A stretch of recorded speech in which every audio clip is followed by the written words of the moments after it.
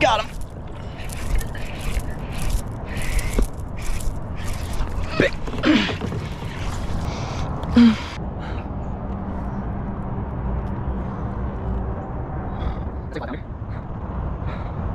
Well, as you just saw, this is a pretty good spot. And a couple days ago, it was brand new to us. Unfortunately, I didn't have my GoPro batteries for the first day because the night before, I literally just came home from Cincinnati, Ohio with Johnny, and he was on his way out to Montana for a wedding and was gonna buy a GoPro on the road, had a trip that night, didn't have time to charge the batteries, so I had to give him mine, which is perfectly fine, especially when you see the footage that he was able to capture. But enough about that for now. Today, obviously, we're back out here at this spot we've been fishing this week. It's been 100 degrees every day, but it's actually been kind of fun to embrace the grind and get out here on this Florida summer bass bite, because typically, you know, I'd figure this is the toughest time of year to catch them. It's gonna be really short windows. You're not gonna get many fish. And some of that's true, but if you put your head down and really grind in this deep hydrilla, you can catch some giants, fish just as big as you'd be catching during the spawn. I wanna go over what we saw in this place that made us think, okay, this is the spot we gotta be fishing. And then once we showed up here and actually started flipping around, what were the signs that made us stay even when we weren't catching bass right away? Because it took us a few hours. We're not getting bit, throwing different things and kind of thinking, oh, maybe this isn't all that. But there were certain signs that kept us flipping, and eventually we really figured out the pattern. First of which being the good grass. This place, let me tell you, it has some of the cleanest hydrilla that I've seen in a long time, and it's deep too. So not only do these fish have access to deep water where they can get away from the heat, but they have all this hydrilla that they can bury themselves in. Second biggest thing we saw right off the bat was the presence of bait. In this case, tons of nice little bluegills. So if you know anything about the bass down here, or largemouth in general, bluegills make up a big part of their diet. So seeing all those small bluegills was just kind of a telltale sign that, okay, they are ambushing bluegills in here. They have plenty to eat. They have plenty of cover to attack them from. And, you know, it just really had all the makings of something that was going to be good. The third main factor that I mentioned in that pond video was the presence of good gators, because a good alligator isn't going to live in a body of water that's, you know, a trash ecosystem, because he needs to survive too. Haven't seen any gators in here, but with all those other factors, I wouldn't be surprised. Oh, God!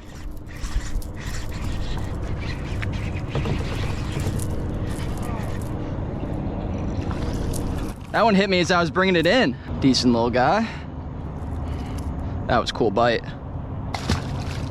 You know, this time of year, you're really looking for a pure reaction strike from these bass. That's why this ounce jig that mimics a bluegill and falls straight into their face is a perfect go-to. Straight braid. I got the KastKing dragless reel on right now, which for this grass flipping is honestly elite. And I got a Halo KSI Elite 711 extra heavy. You're gonna want your biggest rod for this tactic.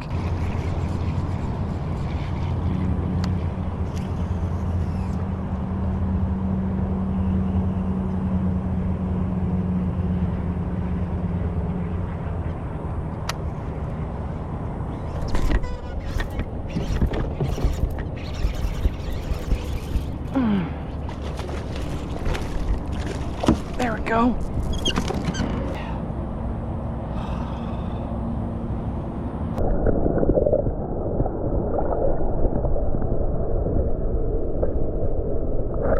When you're flipping these jigs in deep grass, a big thing I found is you want to let them fall on a complete slack line. So you see how my line's slacked out.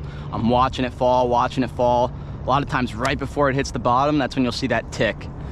And you just got to let them have it as hard as you can. You got to be ready too, because sometimes they'll be a little bit higher up in the water column and they'll hit you like halfway down. And since it's a jig, they're not going to keep it in their mouths forever. And then if you see it falling and it happens to get snagged up on a piece of hydrilla, pretty much like that, you just quick snap of your rod tip should get it right off. If it's good clean hydrilla like this, it'll slide right around it. You're gonna make a lot of flips, but once you finally get that first bite, slow down and fish that little patch thoroughly, because I almost guarantee you, especially down here in Florida, that there's another one there.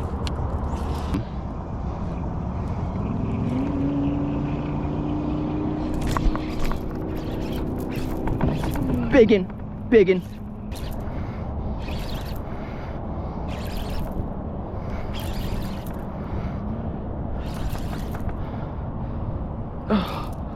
Oh, look at all this drill I got.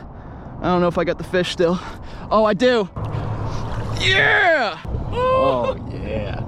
Hydrilla gorilla. Look at that driller. Yeah, we're back in Florida, boy. We're so back.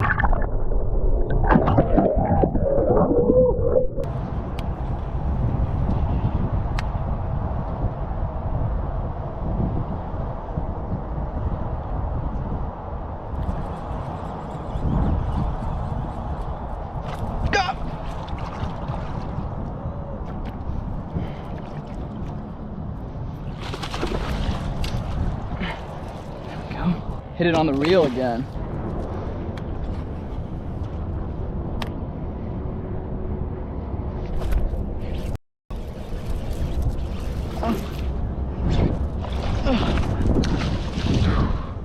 The little guy, that bite is freaking the best thing ever. Put a little ion on the back of the Ned rig. That should do it.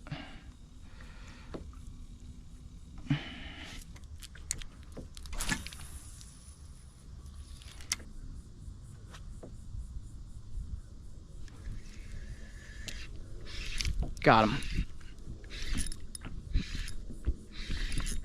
Oh God, I gotta, oh, second cast on the Ned rig.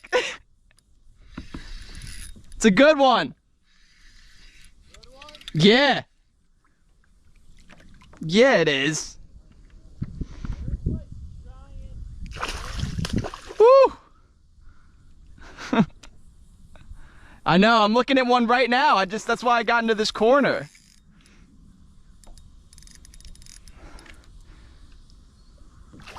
Woo, yeah. Look at that clear water bass. There we go. Net bait ion on the Ned rig. That's a good start to the morning.